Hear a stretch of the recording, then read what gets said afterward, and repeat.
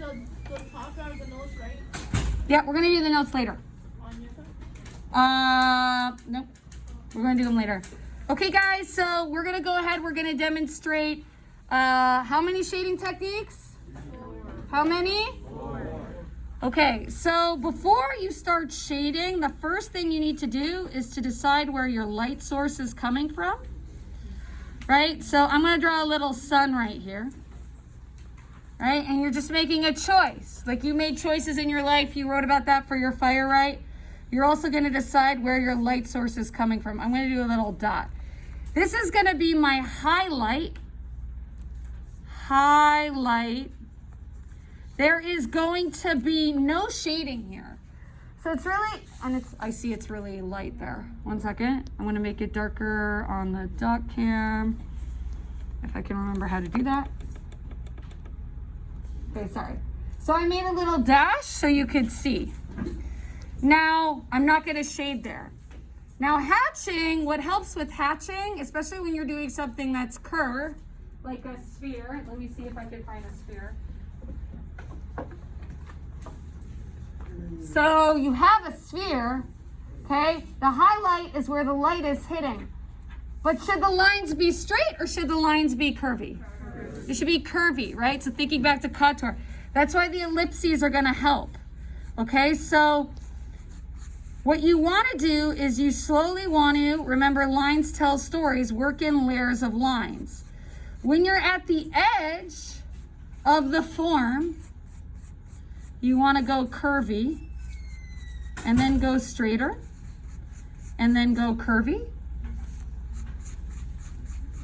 Now, as I get closer to the highlight, I want to go lighter, right? So you could go dark to light, dark to light, dark to light, dark to light, dark to light, dark to light, dark to light. You can also pull away if you ever feel like it's too dark. Hatching could be short as well. So you could do different layers of hatching. And hatching is just straight lines. So you could change the direction. And remember what we learned last class, you can also change how you're holding your pencil to make it a little dark. You could add different layers. But you want it to slowly get lighter. You can add as many as you want. Now, when you are down here in the shadow area, you're obviously going to be darker. It may help, you could do a quick ellipses right here on the side. It may help to go ahead and make a shadow. And that's going to make it seem even more 3D. And then you do all your lines right there. Okay, again, these are lines, right? So I see a lot of folks, like they started to blend and then they're using their fingers. This is a different kind of shading technique. We're just doing lines. It's not that you did it wrong. Okay, you're just practicing like making lines in different sorts of ways. Okay, let's say that the light is consistent, right? And it's also hitting this form right there. So it'd probably be the lightest right here. So maybe I'm going to go really light. Now because the cube is going this way, I'm going to make my lines parallel. And then this is going to stay white.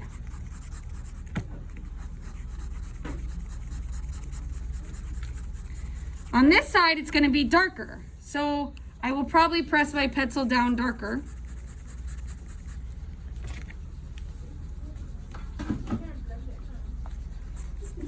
Now, I would try not to blend it because what ends up happening, and I saw this in a lot of the homework, if you overblend, if you blend, you lose like the different lights and darks. Like everything becomes one value.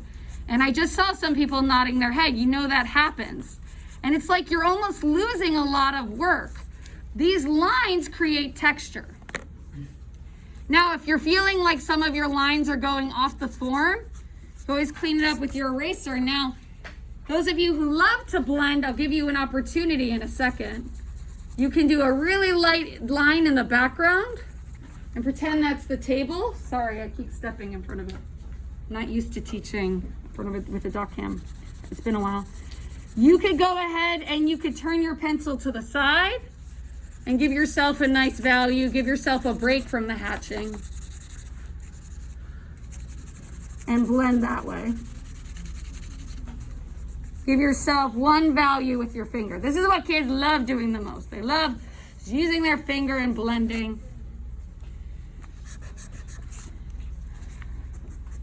And you could go back in if you want to make it darker, add more hatching. You could also clean up an area.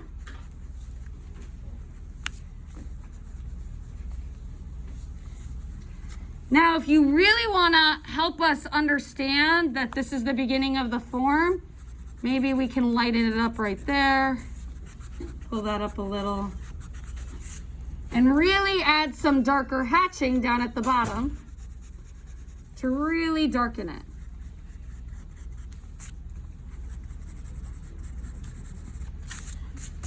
Okay, so what side do you think would be the darkest?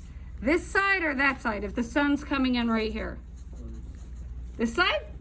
Okay, so then I would darken this even more.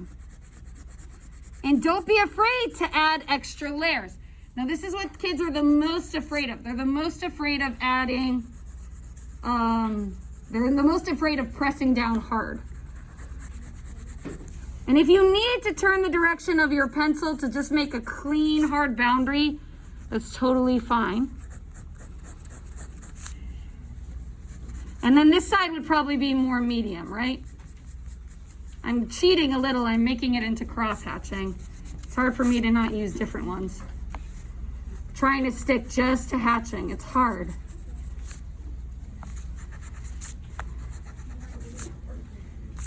Now we want this highlight. We want this highlight to be the brightest part. So it might be good for you to darken the background a little, just a little. And you're not going to have a lot of detail in that background.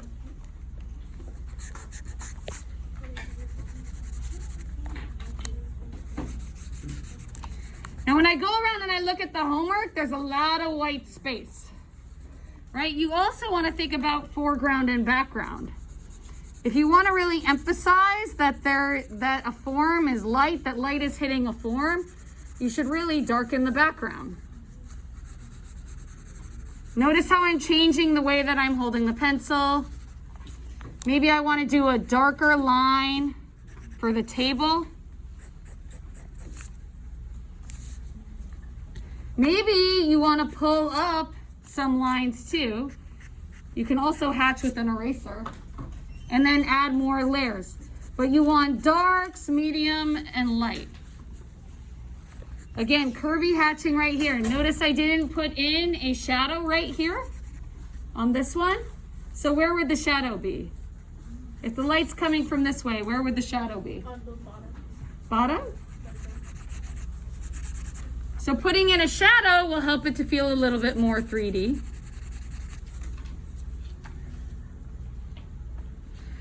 And you have to ask yourself, do I have medium? Do I have light? Do I have dark? I really like darkening the background if I have a highlight. And I'm sort of like asking myself, I'm sort of like thinking, you know what? This right here, this feels like this could be lighter. So I'm going to pull it up. And then I'm going to add another lighter layer. How are we looking, Miss Rivera? Are we doing well? Okay, I feel bad that I can't walk around as much. Okay, so I'll come swinging around as soon as possible. Awesome. Maybe go ahead and self-assess. You have dark, medium, and light. So I would go darker. So I pick one side to go even darker. Okay, I would go darker down here. I would draw a table. Okay, and then do the background. Okay, so awesome. So pick one spot of the cube to be a little lighter. Make sure you have a highlight. Pick one side to be darker.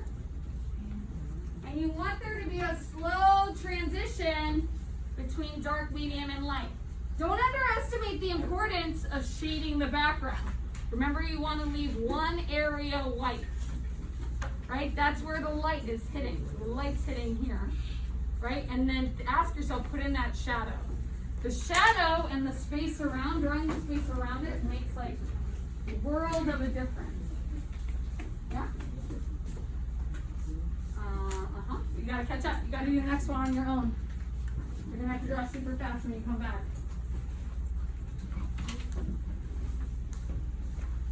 Okay, so one of the things that I'm seeing when I walk around is folks are neglecting to bring down the value around the form. It really does make a big difference if you shade in the space around the form, because then the highlights have more meaning, right? And again, remember, you can draw with an eraser. You could bring things up. This looks better because my background is darker, okay? And a lot of people like didn't do the table, they didn't do the shadow, and I'm looking around, a lot of people are on their phones texting, right? Like that's not good either, right? The key to art is you gotta keep working at it. Okay, are we ready to move on to the next one?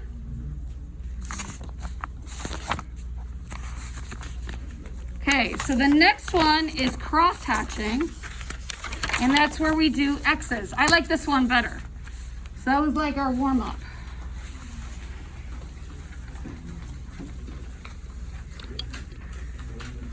So let's clarify expectations again, like before we start.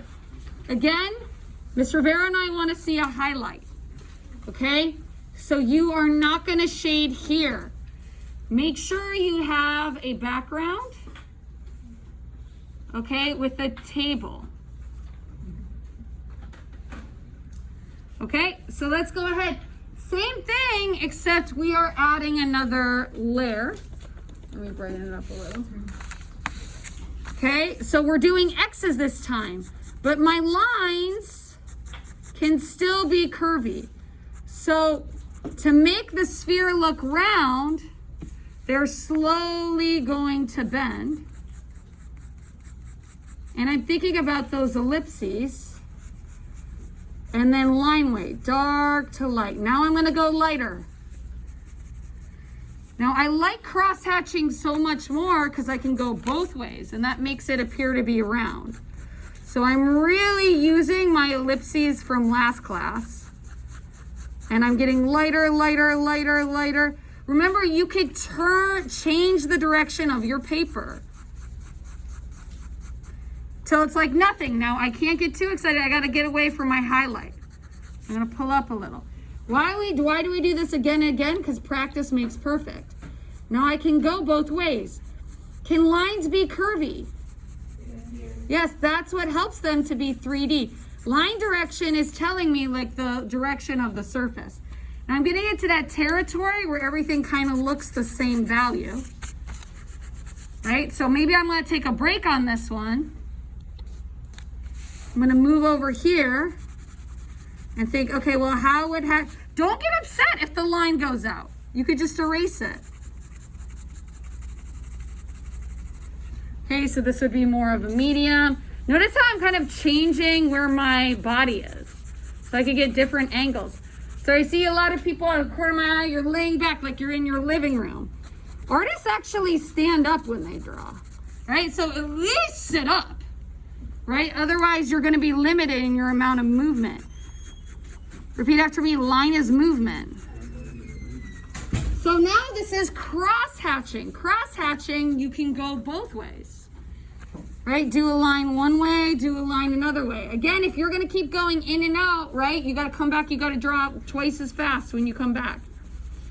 This side, maybe I'll make this side a little lighter. Now, you could always clean up the boundaries, take away some of that hatching, clean up some of the edges. Maybe you want to really, with a heavy line weight, darken the edges. That sometimes helps, right? So I'm really pressing down heavier here. Okay, right here, I'm really, I went out. Am I gonna get upset? No. Okay, really gonna darken the edge so I'm knowing where it ends. So this side I'm gonna have be a little bit lighter. So I'm gonna go lighter, lighter, lighter, lighter, lighter, lighter this way. Maybe I'll start dark, light, light, light, light, light, light. Slowly going from dark to light. You need to think out loud to yourself, like what is your plan? Now up here the sun is hitting, so I'm gonna make it super light, and I'm gonna go in the direction of this line right here. Again, we should see little X's, and they should go parallel with the form. Okay, so I'm looking at this and I'm like, you know, these all look the same gray, right? So how am I gonna fix that? And this looks kind of like the same gray. So often what we see in class, and Mr. Rivera, you could see if you see this, usually the mistake we see is it's like really dark and then it's really light, right? Right, so that like comes with actually going in and pulling it up and then slowing the transition, right? And a lot of kids get discouraged when they see that, but you just have to keep working at it. And that comes with like line weight, going in, and you have to take stuff away. So again, you're doing X's. So I'm looking around, some people are blending. We're doing a contour drawing right now. And if you're looking on your phone under your table, you're making a choice to get a low art grade. Like, I'm just gonna be honest with you, like that's your choice. And that tells the story of your life. So I'm going light to dark, dark to light. I'm gonna really, really darken down here. Add some more hatching.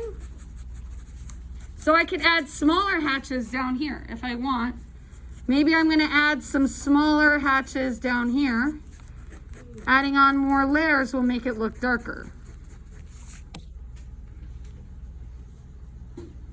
Okay, see, I see like 4 people now on their phone. 1 person is shopping. Okay, you can always go ahead and bring down the value. I like bringing down the value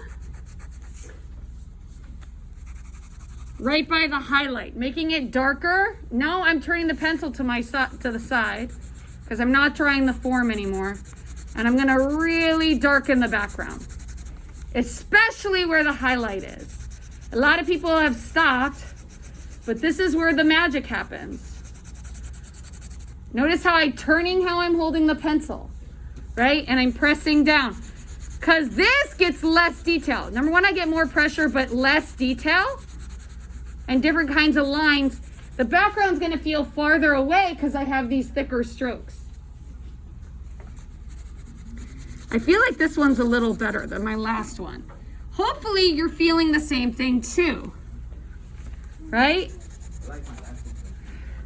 Right, so maybe you're thinking, wow, I'm not liking cross-hatching. Right, so what is the difference? So you have to ask yourself, well, why do I like the last one better? What do I like? Am I trying less on this one? Or is there something that I like less? Is it something about the value? You have to be productively unsatisfied and really bring it down.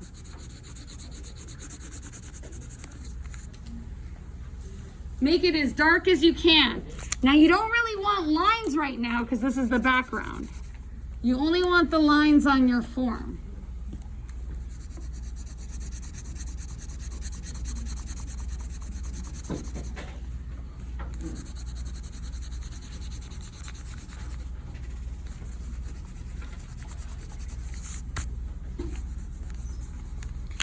Now because it's far away, I could do the finger thing, but I don't want to do the finger thing on my forms. I don't want to do the finger thing on my forms because then I lose all of these curvy lines. I lose all of that work. Now I'm going back in, I'm adding another layer. Now because I'm doing hatching, I can give the table a little bit of texture. And I can make it lighter. I can have the lines close and then far away. And have some expressive lines. And I can use cross-hatching to go ahead and put in a shadow.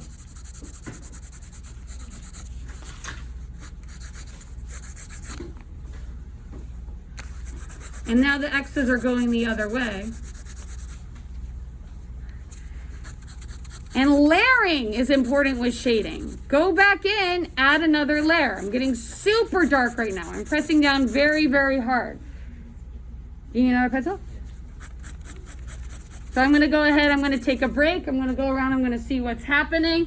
One thing that you need to notice is remember my lines are curvy. This should be dark, then it's slowly getting light. This is kind of at a medium, and then it's light right here. Let me change the contrast on the dock cam so you could see. Where's the contrast?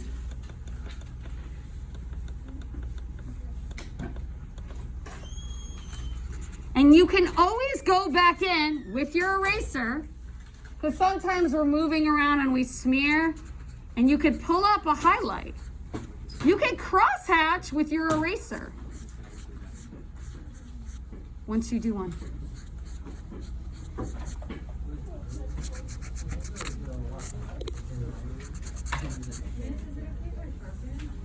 Oh yeah, of course. I'm gonna pause.